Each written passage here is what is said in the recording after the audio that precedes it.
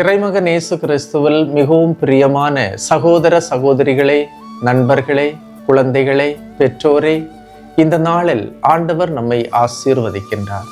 இந்த நாளை ஆசீர்வதிக்கும் போது இந்த நாளை அவருடைய பாதத்திலே வைத்து நாம் அன்றாடுவோமா?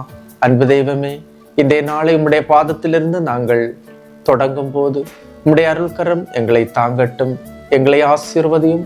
உம்முடைய தூய ஆவியின் துணை இருக்கட்டும், எங்களை ஆசீர்வதியும். எங்களுடைய குழந்தைகளை ஆசீர்வதியும், எங்களுடைய குடும்பத்தை ஆசீர்வதித்து வழிநடத்தும். ஆமென். அன்புமிக்கவர்களே, இன்றைய நாளிலே நாம் தியானிப்பதற்காக எடுத்துக்கொண்ட இறைவார்த்தை திருத்தூதர் பணிகள் 4ஆம் அதிகாரம் 30-31 இறைவார்த்தைகள்.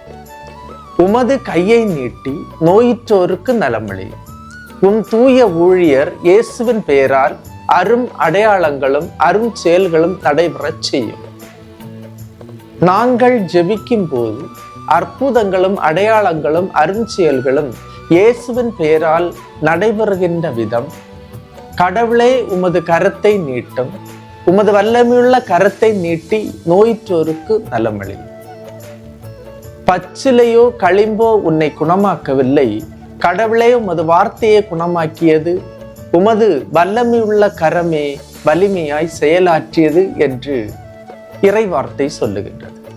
இன்று இறை வார்த்தையை தியானிக்கும் போது, இந்த இறை வார்த்தையை பிறருக்கு பகிர்ந்து கொடுக்கும் போது, இந்த இறை வார்த்தையை நம்பி ஏற்றுக்கொள்ளும் போது, இயேசுவே உமது கரம் இந்த மக்கள் மீது நிறைவாக இறங்கட்டும், நிறைவாக இருக்கட்டும். உமது ஆசீர்வாதம் நிறைவாக இவர்கள் மேல் இறங்கட்டும். குடும்பத்திலிருந்து இறை அருள் விலகாமல் பாதுகாத்தருளும். அடுத்த இறை வார்த்தை, இவ்வாறு மன்றாடியவுடன் அவர்கள் கூடியிருந்த இடம் அதிர்ந்தது, அவர்கள் அனைவரும் தூய ஆவியால் ஆட்கொள்ளப்பட்டார்கள்.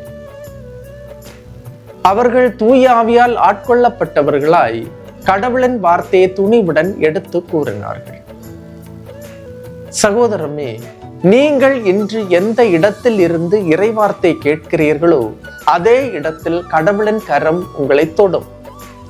நீங்கள் மகிழ்ச்சியோடு ஆனந்தத்தோடும் இந்த இறைவார்த்தையை கேட்கும் போது அந்த ஆனந்தம் உலகம் தர முடியாததாக இருக்கும்.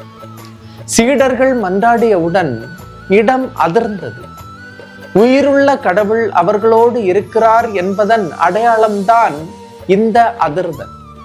கடவுளின் கரம் அவர்களுக்காக செயலாற்றியது என்பதுதான் அதன் அடையாளம்.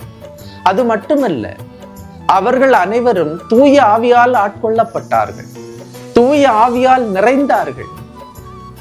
அது மட்டுமல்ல அன்புமிக்கவர்களே, கடவுளின் வார்த்தையை துணிவுடன் எடுத்து கூறினார்கள். அந்த துணிச்சல், அந்த தைரியம், இவை அனைத்தும் தூய ஆவியிடமிருந்து கிடைக்கிறது. தூய ஆவி நிறையும் போது பயம் விலகுகிறது, அச்சம் ஓடிவிடுகிறது, தைரியம் நிறைகிறது, துணிவு ஏற்படுகிறது. சீடர்கள் அந்த வீட்டின் மாடியில் பயந்து ஒதுங்கி கதவுகளை தாளிட்டு கொண்டு இருந்தபோது, ஆண்டவர் இயேசு வந்து தூய ஆவியை கொடுத்த போதுதான் அவர்கள் தைரியம் கொண்டு துணிவு கொண்டு இறை வார்த்தையை வெளியே சென்று அறிவித்தார்கள் என்று இறை வார்த்தை சொல்லுகிறது. தூய ஆவியால் ஒருவர் நிறையும் போது இறை வார்த்தையின் ஊற்று திறக்கிறது. திறந்த ஊற்றிலிருந்து இறை வார்த்தை அதிகமாக வெளிப்படுகிறது. அந்த இறை வார்த்தை ஒவ்வொன்றும் கேட்பவருக்கு அற்புதத்தையும் அரும் அடையாளங்களையும் அரும் செயல்களையும் நடைபெற காரணமாக இருக்கிறது. இன்று நமக்கு கிடைக்கின்ற இந்த இறைவார்த்தை ஆண்டவர் தருகின்ற இறைவார்த்தை, நமக்கு நன்மையை சுமந்து வருகின்ற இறைவார்த்தை, அற்புதங்கள் அடையாளங்கள் அருஞ்செயல்கள் நடைபெறுகின்ற இறைவார்த்தை. எனவே இந்த இறைவார்த்தையின் ஆற்றல் சக்தி நமக்கு கிடைக்க ஜெபிப்போம். எல்லாம் வல்ல இறைவன், தந்தை, மகன், தூய ஆவியார் உங்களையும் உங்கள் குடும்பத்தையும் நிறைவாய் ஆசீர்வதிப்பாராக. ஆமேன். இயேசுவுக்கே புகழ், இயேசுவுக்கே நன்றி. மரியே வாழ்க.